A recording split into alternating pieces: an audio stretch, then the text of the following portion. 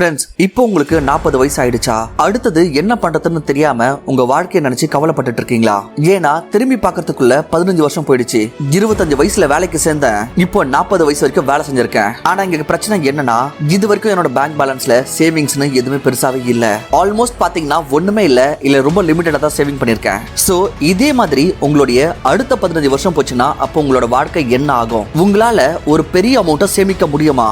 உங்களுடைய financial goals like உங்க பசங்களுடைய marriage, அவங்க எஜுகேஷனுக்கான செலவு, உங்க ரிட்டையர்மெண்ட்டுக்கான ஒரு அமௌண்ட் அண்ட் மாசம் இன்கம் வரதுக்கான ஒரு வழியை எப்படி செய்யறதுன்னு நினைச்சு நீங்க கவலைப்பட்டு இருக்கலாம். சோ இதுக்கான பதில் என்னன்னா, உங்களால நிச்சயமா ஒரு பெரிய அமௌண்ட் கண்டிப்பா பில் பண்ண முடியும். நீங்க இந்த 25ல இருந்து 40 வயசு வரைக்கும் எப்படினாலும் இருந்திருக்கலாம். ஆனா இதுக்கப்புறம் இந்த வீடியோல சொல்ல போற விஷயங்களை நீங்க ரொம்ப ஃபோக்கஸ்டா ஃபாலோ பண்ணீங்கன்னா உங்க வாழ்க்கையோட எல்லா ஃபைனான்சியல் கோல்ஸையும் உங்களால நிச்சயமா மீட் பண்ண முடியும். இந்த வீடியோல அதை பத்தி தான் உங்களுக்கு ஃபுல்லா டீடைலா சொல்ல போறேன். சோ ஃபுல்லா பாருங்க.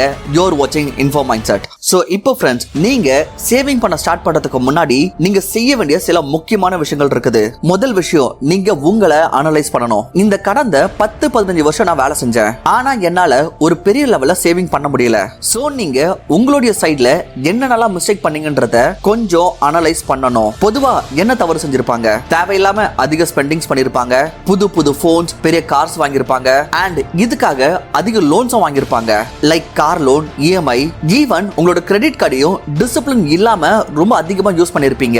இது மட்டும் இல்லாம வேற யாருன்னா ஒருத்தருக்கு உங்களோட பணத்தை கடனா கொடுத்திருக்கலாம் அண்ட் கொடுத்த பணம் திரும்ப வராம போயிருக்கலாம். சோ இந்த மாதிரி பாத்தீங்கன்னா பல விஷயம் நடந்திருக்கலாம் உங்களோட கடந்த 15 வருஷத்துல. பேசிக்கா என்னன்னா, நம்மளோட வாழ்க்கைய அது போக்குல வாழ்ந்திருப்போம், நம்மளுடைய எதிர்காலத்துக்கு எந்த விதமான திட்டமும் இல்லாமல். சோ இந்த விஷயம் எதுவுமே நம்ம இனி வரப்போற நேரத்துல ரிப்பீட் பண்ண கூடாது. சோ நம்ம எதிர்பார்க்கிற அமௌண்ட்டை பில் பண்றதுக்கு முன்னாடி நம்ம செய்ய வேண்டிய சில முக்கியமான விஷயங்கள். முதல் விஷயம், நீங்க எதனா ஒரு ஹை இன்ட்ரெஸ்ட் லோன் கட்டிட்டு இருக்கீங்கன்னா முதல்ல அந்த லோனை கட்டி முடிக்கிற வழியை பாருங்க. ரெண்டாவது, அப்படி உங்க மீது எந்த லோனும் இல்லனா இதுக்கப்புறம் எந்த விதமான லோன் மீது கமிட் ஆகாதீங்க. இதுல ஹோம் லோனும் சேர்த்து தான்.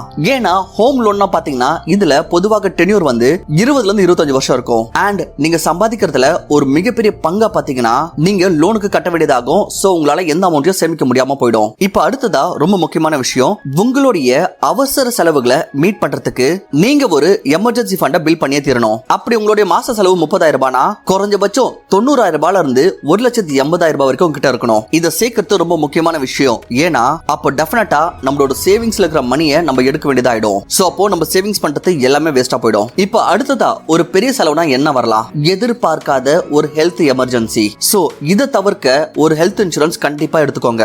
Health insurance coverage 20 to 25 lakhs வரைக்கும் இருந்தா நல்லது. ஏன்னா மெடிக்கல் இன்ஃப்ளேஷன் ரேட் வந்து இந்தியால 12 to 15% ரேட்ல வந்து இயர் ஆன் இயர் அதிகமாயிட்டு இருக்கு. சோ இப்போ ஒரு சர்ஜரிக்கு 5 லட்சம் ரூபாய் ஆகுதுன்னா சோ ஒரு 10 வருஷத்துக்கு அப்புறம் அதே சர்ஜரி 10 லட்சம் 15 லட்சம் ரூபாய் கூட ஆகலாம். சோ இத மைண்ட்ல வச்சுக்கிட்டு ஒரு நல்ல ஹெல்த் இன்சூரன்ஸ் கண்டிப்பா எடுத்துக்கோங்க. அடுத்தது, உங்களோட குடும்பத்தை காப்பாத்துறதுக்கு நீங்க செய்ய வேண்டிய இன்னொரு முக்கியமான விஷயம், ஒரு லைஃப் இன்சூரன்ஸ் கண்டிப்பா எடுத்துக்கணும். உங்களுடைய ஒரு வருஷ சம்பாதியம் எவ்வளவோ அதை விட 10 to 15 டைம்ஸ் ஆச்சு நீங்க டேர்ம் இன்சூரன்ஸ் கண்டிப்பா எடுத்துக்கணும். இன் கேஸ் எதனா தவறா ஆயிடுச்சுன்னா எனக்கு, அப்ப என் ஃபேமிலி வந்து பாதிக்கப்படக்கூடாது, அவங்களுக்கு தேவையான ஃபைனான்சியல் சப்போர்ட் தொடர்ந்து கிடைக்கணும். சோ அதுக்காக 1 crore காச்சு டேர்ம் பிளான் ஆச்சு நீங்க டெஃபினட்டா எடுத்துக்கோங்க. அண்ட் டேர்ம் பிளான் வந்து உங்களுடைய 60 வயசு வரைக்கும் எடுத்துக்கிட்டா போதும். ஏன்னா பொதுவா அதுக்குள்ள நம்மளுடைய எல்லா ஃபைனான்சியல் விஷயத்தையும் நம்ம மீட் பண்ணிடுவோம். சோ இப்போ இன்வெஸ்ட்மெண்ட்டுக்கு வருவோம். இப்போ இன்வெஸ்ட்மெண்ட்னு வரப்போ நம்ம செய்ய வேண்டிய முதல் விஷயம் என்னன்னா, நம்மளுடைய கோல்ஸ்க்கு ஏத்த மாதிரி நம்மளோட இன்வெஸ்ட்மெண்ட்ஸை பிரிக்கணும். உதாரணத்துக்கு ரிட்டையர்மெண்ட்டுக்கு இந்த ஃபண்டு, எஜுகேஷனுக்கு இந்த ஃபண்டு, மேரேஜ்க்கு இந்த ஃபண்ட். இந்த மாதிரி சேர்த்தனால நமக்கு என்ன ஒரு லாபம்னா, நம்மளுடைய இந்த கோலுக்கு எவ்வளவு அமௌண்ட் எவ்வளவு டைம் பீரியட் ஆகும்ன்றது நம்மளால ஈஸியா ட்ராக் பண்ண முடியும். அண்ட் ரெண்டாவது, நம்ம இன்வெஸ்ட்மெண்ட் பண்றப்போ நம்மளுடைய இன்வெஸ்ட்மெண்ட் பீரியட் ஒரு 10 to 15 இயர்ஸ் இருக்கிற பட்சத்துல நம்ம எப்பவுமே லோ ரிட்டர்ன்ஸ் தரக்கூடிய இன்ஸ்ட்ருமெண்ட்டுக்கு போக கூடாது. ஃபார் எக்ஸாம்பிள், உங்களுக்கு 1 கோடி ரூபாய் தேவை உங்களோட கோல்ஸை ஃபுல்ஃபில் பண்றதுக்குன்னு வச்சுக்கோங்க.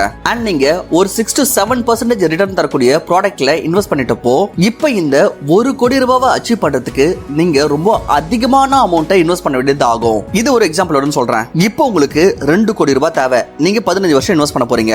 ஆனா உங்களுக்கு கிடைக்க போற ரிட்டர்ன் பாத்தீங்கன்னா 7%. சோ இந்த பட்சத்துல நீங்க மாசம் 65,000 ரூபாய் இன்வெஸ்ட் பண்ணணும். அப்பதான் உங்களுக்கு 15 வருஷத்துக்கு அப்புறம் 2 கோடி ரூபாய் கிடைக்கும். இதே நீங்க ஒரு டீசன்ட் 12% ரிட்டர்ன் தரக்கூடிய விஷயத்துல இன்வெஸ்ட் பண்ணீங்கன்னா அப்போ உங்களுக்கு மாசம் 40,000 ரூபாய் இருந்தா போதும். இப்போ ஃப்ரெண்ட்ஸ், இந்த வீடியோட ஆரம்பத்துல சொன்ன மாதிரி இது வரைக்கும் நம்மளோட லைஃப்ல ஏகப்பட்ட மிஸ்டேக்ஸ் பண்ணிருப்போம். இனி இந்த மிஸ்டேக்ஸ் எல்லாம் பண்ணாம நம்மளோட வாழ்க்கைய கொஞ்சம் ஃபோக்கஸ்டா சேவிங்ஸ் பண்ணோம்னா நம்மளோட லைஃப்ல எவ்வளவு பெரிய அமௌண்ட் நம்மளால உருவாக்க முடியும்ன்றது ஒரு கால்குலேஷனுடன் இப்போ நான் உங்களுக்கு காமிக்கிறேன். இவர் தான் ராஜு. இவருக்கு 40 வயசு. இவருடைய மாச இன்கம் 50,000 ரூபாய். இப்ப இவர் இன்கம் உடைய ஒரு 30%, அதாவது 15,000 ரூபாய் மந்த்லி சேவ் பண்ணி இன்வெஸ்ட் பண்ற பட்சத்துல எந்த மாதிரியான ஒரு அமௌண்ட் அவரால் பில் பண்ண முடியும் அண்ட் அவருடைய ரிட்டையர்மெண்ட்க்கு அப்புறம் அவருக்கு மாசம் எந்த அளவுக்கான மந்த்லி இன்கம் கிடைக்கும்ன்றதையும் பார்க்கலாம். கம்ப்ளீட் கால்குலேஷனுடன் இப்ப கால்குலேஷனை பார்ப்போம். இவர் வந்து மந்த்லி 15,000 ரூபாய் இன்வெஸ்ட் பண்றாரு. சரிங்களா? சோ நம்ம ஆவரேஜ் ரிட்டர்ன் வந்து பாத்தீங்கன்னா 12 to 30% மார்க்கெட் கிடைக்கிற அதே ரிட்டர்ன் எடுத்துப்போம். அண்ட் இவர் இன்வெஸ்ட் பண்ற பீரியட் வந்து டோட்டல் 20 இயர்ஸ் எடுத்துக்கலாம். சோ இந்த பட்சத்துல பாத்தீங்கன்னா அவர் மொத்தமா 36 லட்சம் ரூபாய் இன்வெஸ்ட் பண்ணிருப்பாரு இந்த டைம் பீரியட்ல. அண்ட் அவருக்கு கிடைக்கக்கூடிய அமௌண்ட் பாத்தீங்கன்னா 1,55,00,000 ரூபாய். சோ இது வந்து பாத்தீங்கன்னா அவர் எந்த வித ஸ்டெப்பும் பண்ணாம கிடைச்ச அமௌண்ட். அதாவது இவர் 15,000 ரூபாய் ஆரம்பிச்சு கடைசி வரைக்கும் அதே 15,000 ரூபாய் கொண்டு போறாரு. ஆனா நமக்கு இன்கிரிமெண்ட்ன்றது வருஷம் கிடைக்கும். சோ இப்போ நம்ம என்ன பண்ண போறோம்னா நம்ம இன்வெஸ்ட் பண்ற அமௌண்ட்ட 10% வருஷம் ஸ்டெப் அப் பண்ண போறோம். சோ இது எப்படின்னா அதே 15,000 ரூபீஸ்ல அவர் ஸ்டார்ட் பண்றாரு. சரிங்களா? அண்ட் ரேட் ஆஃப் ரிட்டர்ன் அதே 12 to 13% எடுத்துக்கலாம். அண்ட் 20 இயர்ஸ் நம்மளோட டைம் பீரியட். சோ இந்த பட்சத்துல பாத்தீங்கன்னா முன்னாடி இருந்த இந்த 1.5 கோடி ரூபாய்ன்ற அமௌண்ட் இப்போ 3 கோடி ரூபாய் கார்பஸாக மாறி இருக்கு. சோ இப்போ இந்த 3 கோடி ரூபாய் அவர் பில் பண்ணிட்டாரு. அவருக்கு 2 பசங்க இருக்காங்க. அவங்க 2 பேருக்கும் 50 லட்சம் ரூபாய் கொடுத்துட்டாரு. சோ இந்த பட்சத்துல அவரோட ரிட்டையர்மெண்ட்டுக்கு அவர்கிட்ட 2 கோடி ரூபாய் இருக்கும். இதை வச்சு அவருடைய ரிட்டையர்மெண்ட் வாழ்க்கையை அவரால் நிம்மதியா வாழ முடியும். சோ இப்போ நம்ம பார்த்தோம்ல 15,000 ரூபாய் ஸ்டார்ட் பண்ணாரு. வருஷம் 10% ஸ்டெப் அப் எஸ்ஐபி பண்ணதுனால அவரால் 3 கோடி ரூபாய் வரைக்கும் சேர்க்க முடிஞ்சது. அண்ட் அதுல 50 lakhs நம்மளோட பசங்களுக்கு கொடுத்துட்டாலும் ஸ்டில் பாத்தீங்கன்னா நம்மளோட கையில 2 கோடி ரூபாய் ரிமைனிங் இருக்கு. இப்போ இந்த 2 கோடி ரூபாவை வச்சு அவருக்கு மந்த்லி இன்கம் மாசம் எவ்வளவு கிடைக்கும் அண்ட் அவருடைய ஃபேமிலிக்கும் எவ்வளவு பெரிய கார்பஸ் கடைசியில் கொடுப்பாருன்றதையும் பார்ப்போம். இப்போ நம்ம கால்குலேஷன் எடுத்துப்போம். இப்போ இதை கிரியேட் பண்ணதுக்கு அப்புறம் அவரோட ஏஜ் பாத்தீங்கன்னா ஒரு 60 இயர்ஸ் இருக்கும். சோ இப்போ அவர் வந்து 2 crore rupees அவருடைய மந்த்லி இன்கம்காக SWP ல அலோகேட் பண்றாரு. அண்ட் அவருக்கு வந்து பாத்தீங்கன்னா எந்த ஹோல்டிங் பீரியடும் இல்ல. சோ பாத்தீங்கன்னா 60 வயசு ஆயிடுச்சு. இவருக்கு இப்போ அவருக்கு அடுத்த மாசத்துல இருந்தே அவருக்கு இன்கம் தேவை. சோ இன்கம் எவ்வளவு தேவை? நம்ம 1 லட்சம் ரூபாய் மாசம் இன்கம் வச்சுக்கலாம். இப்போ ஒருத்தரோட லைஃப் எக்ஸ்பெக்டன்சி பாத்தீங்கன்னா அப்ராக்சிமேட்டா 85 இயர்ஸ் வரைக்கும் இருக்கும். நம்ம 30 இயர்ஸ் கூட எடுத்துக்கலாம். சரிங்களா? And expected rate of return நம்ம நாமினல் 12% ரேட் ஆஃப் ரிட்டர்ன் எடுத்துக்கலாம் இந்த இடத்துல. அண்ட் இந்த இடத்துல வந்து நம்ம ஒரு முக்கியமான விஷயம் ரேட் ஆஃப் இன்ஃப்ளேஷனை நம்ம கன்சிடர் பண்ண போறோம். 5% இன்ஃப்ளேஷனையும் நம்ம கன்சிடர் பண்ண போகிறோம். சோ இங்க பாத்தீங்கன்னா அவர் 2 crore rupees இன்வெஸ்ட் பண்ணிருக்காரு. எத்தனை வருஷத்துக்குன்னா 30 வருஷம் வந்து அவருக்கு இன்கம் தேவை 1 லட்சம் ரூபாய். அதுவும் பாத்தீங்கன்னா 5% இன்ஃப்ளேஷன் ரேட்ல. அதாவது இந்த வருஷம் 1 லட்சம் ரூபாய்னா அடுத்த வருஷம் 1,05,000 ரூபாய் கிடைக்கும். இன்ஃப்ளேஷனுக்கு ஏத்த மாதிரி அதிகமாயிடும். சரிங்களா? சோ டியூரேஷன் 30 வருஷம். இப்போ நம்ம கால்குலேட் பண்ணி பார்ப்போம் எவ்வளவு அவருக்கு அமௌண்ட் கிடைக்கும் எப்படி இருக்கும்னு. சோ இப்போ நம்ம பார்த்தோம்னா அவர் டோட்டலா இன்வெஸ்ட் பண்ண அமௌண்ட் வந்து 2 கோடி ரூபாய். அவர் முதல்ல வித்ட்ரா பண்ண அமௌண்ட் வந்து பாத்தீங்கன்னா 1 கோடி ரூபாய். ஆனா அவர் 30 வருஷத்துக்கு அப்புறமா கடைசி அந்த மாசம் பாத்தீங்கன்னா ஒரு மாசத்துக்கு 4,11,000 ரூபாய் அவருக்கு மந்த்லி இன்கமா கிடைக்கும். இது வந்து 30 வருஷம் கிடைக்குது. இந்த டோட்டல் பீரியட்ல வந்து